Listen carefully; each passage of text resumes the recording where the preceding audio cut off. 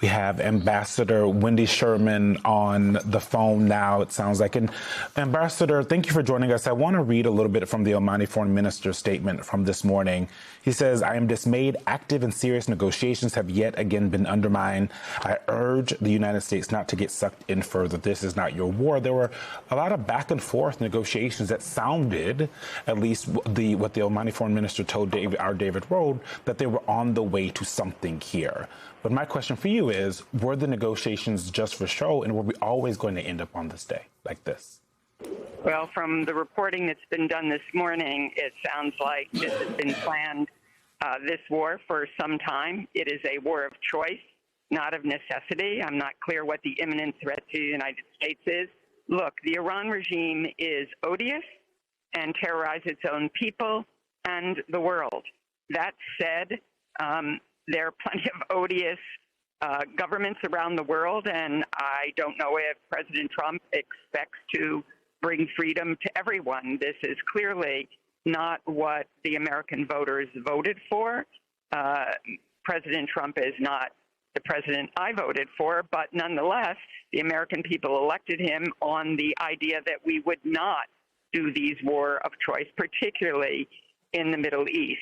I think that negotiations were indeed possible, tough, difficult, takes time. You can't do it as a drive-by, which is how they were being done. And quite frankly, there's enormous concern this morning as well. What happens to other things that we're trying to do in the world?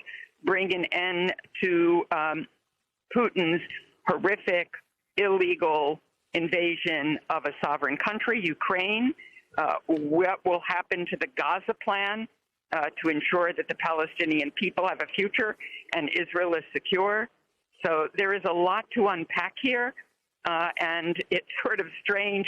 If you go back, you see comments by Stephen Miller, J.D. Vance, even Secretary Rubio, that we should not be doing regime change, and that if indeed Kamala Harris had been elected, that's what would have happened.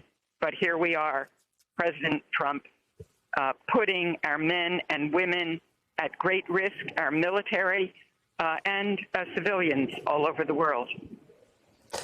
Ambassador Wendy Sherman echoing the concerns that a lot of our other guests have had, which is the U.S. military being overstretched with our commitments around the world right now. Thanks for joining us.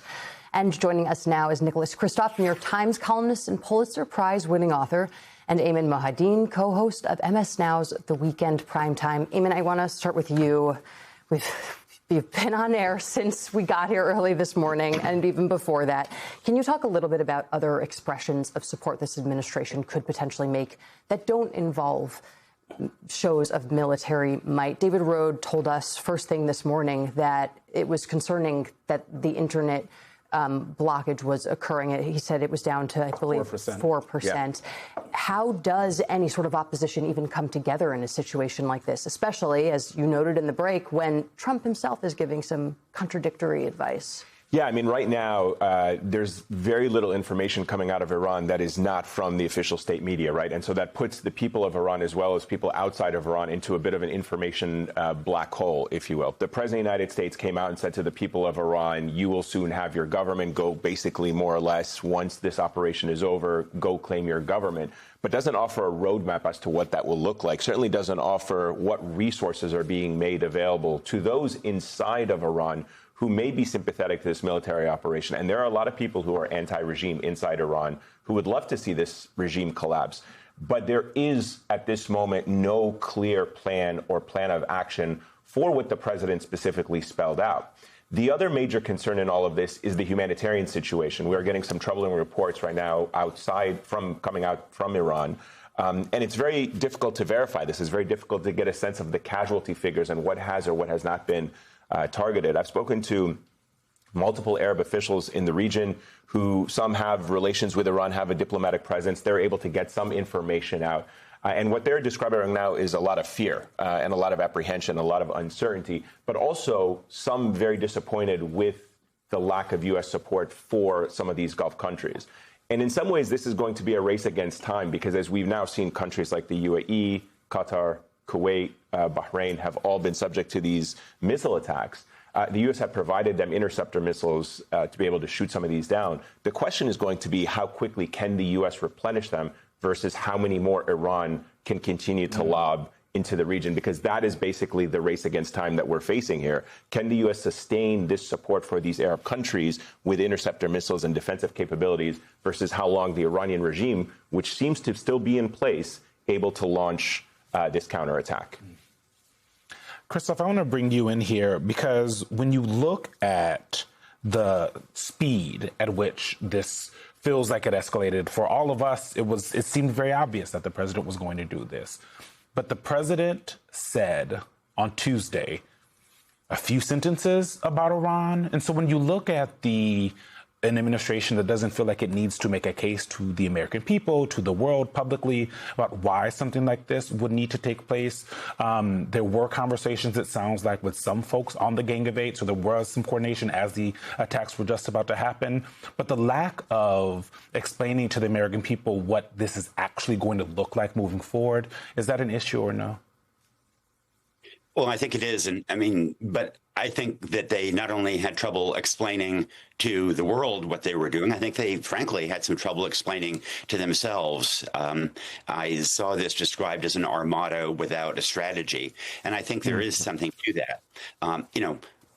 And I guess I also worry that President Trump and his aides had too sunny a view of how Iran may respond. I think they saw the killing of Qasem Soleimani in 2020, and Iran did not respond as much as many people had suggested.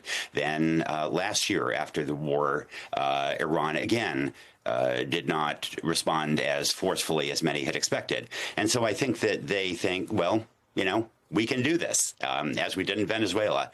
And I look at their aims of regime change, and I note that they couldn't even topple the Houthi regime in Yemen after spending $7 billion. I mean, that was both Joe Biden and Donald Trump with an air war.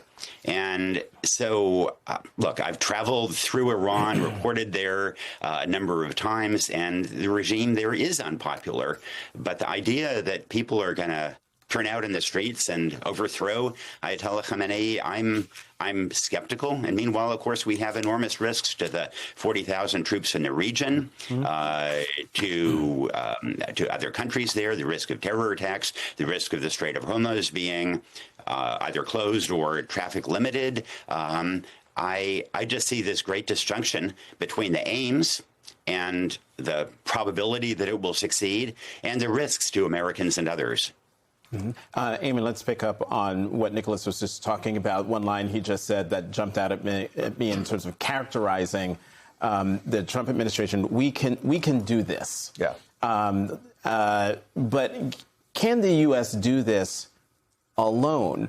I'm just looking at this statement here from the leaders of France, Germany, and the United Kingdom on what's happened. I'm just going to read this one line, second paragraph. We did not participate in these strikes, but are in close contact with our international partners, including the United States, Israel, and partners in the region. We reiterate our commitment to regional stability and to the protection of civilian life. Just my reading of that, it seems to be that the Europeans, those leaders, are keeping the United States at arm's length distance. And there's no real, they're committed to regional stability, but it doesn't sound like they're committed to doing that with the United States. Can what the United States and Israel, what they're doing right now in the strikes in Iran, can they succeed without the quote-unquote Western alliance? The short answer to that is highly unlikely. And it really depends on what this is in all of this, right? Because if you're talking about simply collapsing the Iranian regime, what we learned in 2003 from the Iraq War was that the United States militarily, which has by far superior capabilities, can destroy the government, can destroy a regime that is in place in any country.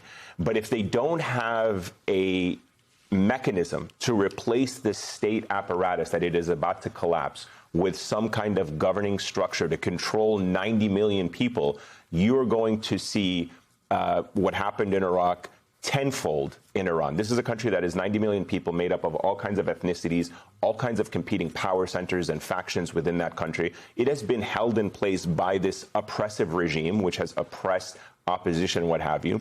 But in order to be able to chart a path forward after the war, if indeed this war is, as the United States says, will be successful in a couple of days or perhaps even a couple of weeks, the question then becomes, how do you maintain the territorial integrity? How do you maintain a governing structure in Iran? And the United States cannot do that without either having a strong opposition presence on the ground or having the support of the international community that will say, these are the types of things that we want to put in place to help the Iranian people get back up and running on their feet, whether it is government, services, what have you.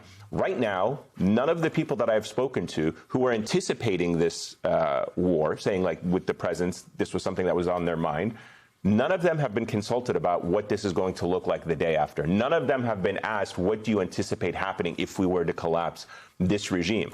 You're going to potentially see the overflow of thousands, if not hundreds of thousands of Iranians into countries nearby. Afghanistan and Pakistan are basically now in a full-blown war. That's right. So you now have a very volatile region, and the United States has just embarked on this military war in a very combustible part of the world. And we're talking about a regime, an oppressive regime that's been in place since the Iranian Revolution of 1979. Right. Ayman Mohyeldin, Nicholas Kristof, thank you both very much for coming to our breaking news coverage.